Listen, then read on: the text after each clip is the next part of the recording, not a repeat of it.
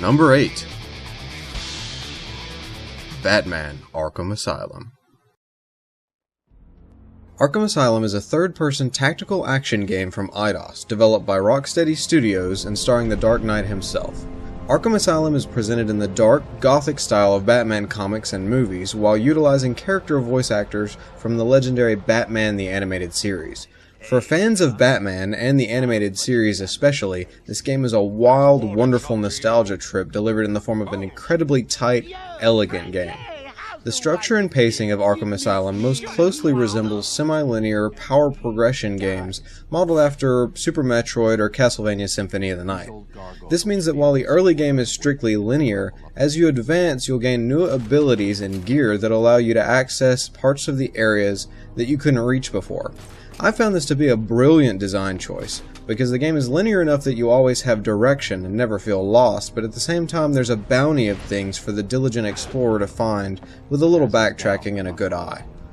Mechanically, the developers took some of the best ideas in modern gaming and implemented them near perfectly. Arkham takes stealth and ambush elements, timing and reflex-based combat elements, and acrobatic area traversing elements, and combines them all in an incredibly tight and beautifully polished package. Combat is fun and far deeper than the typical button masher, and the Silent Predator gameplay holds a lot of tactical appeal and can be quite challenging. The difficulty curve is fair and quite enjoyable. The boss fights are the only real spike, and they never really feel cheap. An experience-based upgrade system and health regeneration based on the combo rating you achieve in combat adds even more depth and cleverness to the experience. There's really not much to criticize in this game. The storyline is engrossing and well presented, and again, for fans of the animated series, the back and forth between Kevin Conroy's Batman and Mark Hamill's Joker is an absolute treat. Visually, the game is very attractive, and has just the gothic, foreboding look you'd expect of Batman. It's actually darker and more mature than the animated series and most other Batman games have been, which for me is a big plus. The only real complaint one can have with the game is that it's essentially very derivative. There are no elements in this game that haven't been taken from other successful games. You aren't going to find any real innovations here. Which is not to say it isn't a supremely tight and solid game, there's just nothing groundbreaking. If it wasn't already obvious, Batman Arkham Asylum is a brilliant game. I highly recommend it to fans of the genre, and to any fan of Batman, especially if you watch the animated series. You'll love it from beginning to end. It may not be a breakthrough in gaming, but I think it's the best Batman game we've ever seen, and it does Batman proud. If I see you trying to follow me, he dies. Harley's looking forward to it. Maybe I'll film it and post it on the internet. Number 7.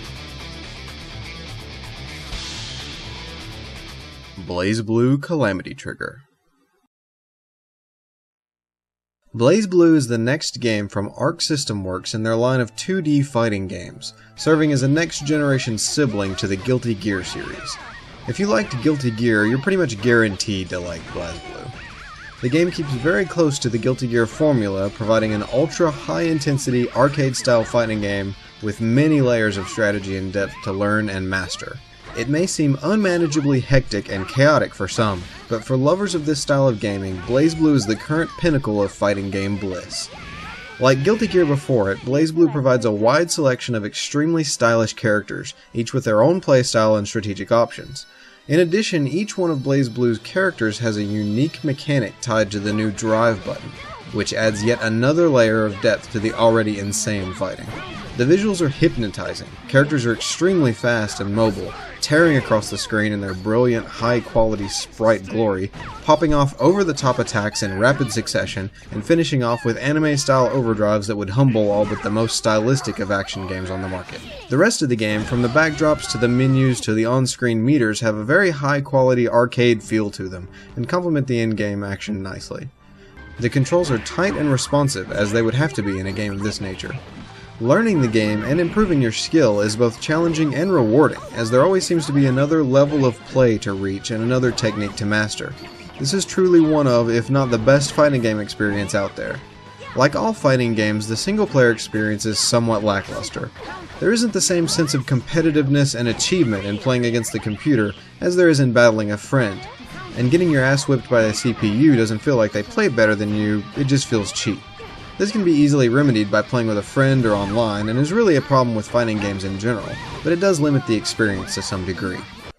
Also, although the game does look amazing, I really think it's time for Arc System Works to move on from their traditional adherence to the hand-drawn 2D sprites into 3D models. I appreciate the look of the game for what it is, and it's possible that they may have struggled to get the performance they wanted using models, but at this point the stark contrast of the simple-looking sprites against the fully rendered beautiful background of the stages is starting to look a bit strange to me. Games like Street Fighter IV and the Soul Calibur series have proved that you can maintain the fighting game experience even in the 2D style while stepping up to extremely high quality character models. It's certainly not that the game looks bad, just that the style is getting a bit dated in my opinion. All in all, Blazblue is an amazing game for fans of the genre. If you play fighters and you've missed out on this game, you're doing yourself a disservice. It may look daunting on the surface, but once you get into it, you'll be hooked. Blazblue is a stunningly complex, intense game, and at least for now, my favorite fighter out there.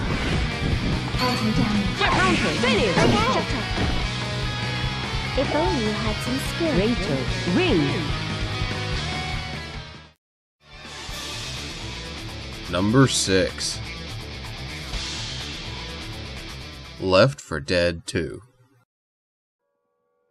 Left 4 Dead 2 is Valve's new revision of their co-op first-person shooter masterpiece, Left 4 Dead. The first thing that should be made clear is that the things that make Left 4 Dead 2 an outstanding game are the things that made Left 4 Dead an outstanding game when it released. These games define cooperative survival horror.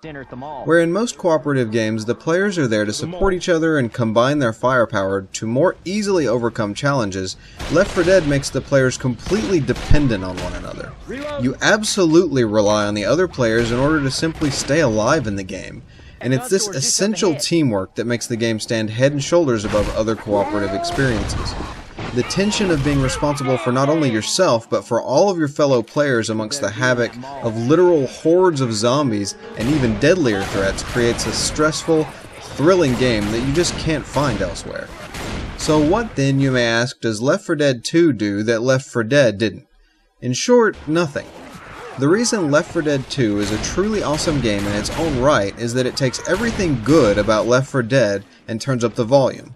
More weapons, more gear, more campaigns, more creepy atmosphere, better visuals, more monstrous special infected, and it's not all upgrades. A new class of infected, the Uncommons, have been added as a slightly more interesting version of the basic horde, and a whole host of melee weapons to bash, slice, and carve up the zombies with. The 4 cast members also have a bit more unique and interesting personalities now, and an element of levity has been added with some of the dialogue. The campaigns on the whole are much more environmentally interesting and memorable. Those in the first game served their purpose, but Left 4 Dead 2 ups the ante with new campaigns set on a massive suspension bridge, a crashed plane in the middle of the swamp, a burning hotel, and a deafening, blinding thunderstorm. These additions are brilliant, putting a new twist on the gameplay without being overbearing. Several elements of the game have also been rebalanced to better the gameplay, such as ammunition for the primary weapons being reduced to encourage players to swap more often and use a larger variety of firearms. Unfortunately, there are a few low points that must be brought up. Foremost, in a game of this nature that literally must be played with 4 players, the AI that runs the characters not being played by humans needs to be incredibly tight and competent without being overly inhuman and bot-like. Sadly, they're neither of those things. On the one hand, basic skills like using the shove to get free of the horde or making sure to avoid the witches, the AIs seem completely incapable of, while on the other hand, they'll often shoot and kill with perfect accuracy special infected before a human player could even possibly realize they were there. Ultimately, the AI is just not tight enough to provide an acceptable replacement for human players, and that's very disappointing for those that can't or don't play online or have a constant group of 3 friends on call. It should also be noted that this is an exhausting game to play, and unless you're some sort of machine, you probably won't be going more than a couple of campaigns back to back. It's a high-stress, high-tension game that demands a lot of the players, and it's a blessing that each play is so short because I'm not sure I could take much more. Much of this is because of the atmosphere and the nature of the game itself, but some of it is because this is really quite a hard game. I find it to be significantly more difficult than the original, and I appreciate the added challenge, but it'll almost certainly be a bit frustrating for new players inexperienced with the series. Aside from those complaints, Left 4 Dead 2 is a violent, intense thrill ride that will push not only your shooter skills, but your teamwork and your nerves to the edge. If guns, zombies, and chaos are your thing, grab a couple of friends and hang on for dear life. Co-op doesn't get much better than this. Anybody know who the race car guy is? Just the best stock car racer of all time. Try reading a book sometime. Jimmy Gibbs Jr. Yay! That man is America's greatest natural resource. If the laws of nature allowed it, I would bear that man's children.